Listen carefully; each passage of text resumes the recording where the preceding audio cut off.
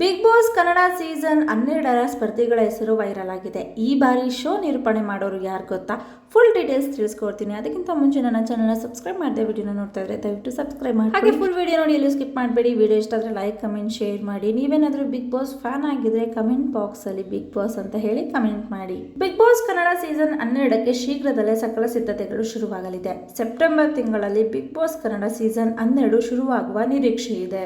ಈ ಬಾರಿ Kannada big boss ಮನೆ ಸೇರಬಹುದಾದ ಸ್ಪರ್ಧಿಗಳು ಯಾರು? ಈ ಬಗ್ಗೆ ಸೋಷಿಯಲ್ ಮೀಡಿಯಾದಲ್ಲಿ ಭಾರಿ ಚರ್ಚೆ ಶುರುವಾಗಿದೆ. ಬಿಗ್ ಬಾಸ್ ಕನ್ನಡ ಸೀಸನ್ 12 ನಾನು ನಿರೂಪಣೆ ಮಾಡೋದಿಲ್ಲ ಎಂದು ಕಿಚ್ಚ ಸುದೀಪ್ ಈ ಹಿಂದೆ ಟ್ವೀಟ್ ಮಾಡಿದ್ದರು. ಈ ಹಿನ್ನೆಲೆ ಬಿಗ್ ಬಾಸ್ ಕನ್ನಡ ಸೀಸನ್ 12ರ ನಿರೂಪಕರು ಯಾರು ಎಂಬ ಕುತೂಹಲ ಜೊತೆಗೆ ಸ್ಪರ್ಧಿಗಳ ಬಗ್ಗೆಯೂ ಸೋಷಿಯಲ್ ಮೀಡಿಯಾದಲ್ಲಿ ಚರ್ಚೆ ಶುರುವಾಗಿದೆ. ಸುದೀಪ್ ಅವರೇ ಒಂದಿಷ್ಟು ಕಂಡೀಷನ್ಸ್ ಹಾಕಿ ಬಿಗ್ ಬಾಸ್ ಕನ್ನಡ ಸೀಸನ್ 12ರ ನಿರೂಪಣೆ ಮಾಡಲಿದ್ದಾರೆ ಎಂಬ ವದಂತಿ ಮತ್ತೊಂದೆಡೆ ಜೋರಾಗಿದೆ.